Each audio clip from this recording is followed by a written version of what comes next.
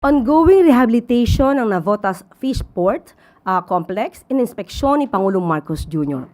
Noon ay masikip, binabaha at hirap makasabay sa paglago ng negosyo. Ganito ang estado ng Navotas Fish Port bago magsimula ang pag-aayos. Ngayon, maluwag, ligtas at mas handa na sa progreso dahil sa mga ginawang improvements dito. Alinsunod ito sa layunin ni Pangulong Ferdinand R. Marcos Jr. na ibalik ang sigla ng Navotas Fish Port at palakasin ang kabuuan ng fisheries industry ng bansa.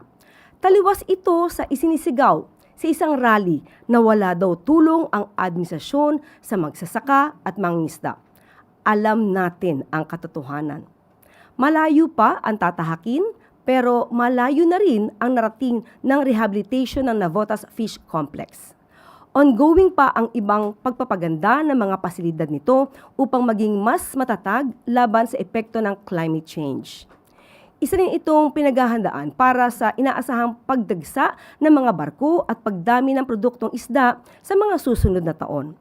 Kabilang sa rehabilitation ng fish port ang pagtatayo ng makabago at malinis na market halls, reinforced concrete wharves, drainage at sewer facilities, reclamation works, shipyard backyard areas, utility facilities at iba pa. Sa tulong ng mga improvements na ito ay inaasahang mababawasan ang post-harvest losses, mapapanatili ang kalidad ng mga produktong isda at mapapalaki ang kapasidad ng fish port.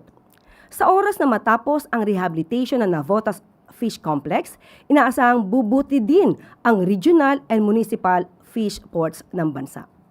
Nagsimula ang pagtatayo ng fish port noong 1974 sa panahon ni dating Pangulong Ferdinand E. Marcos Sr.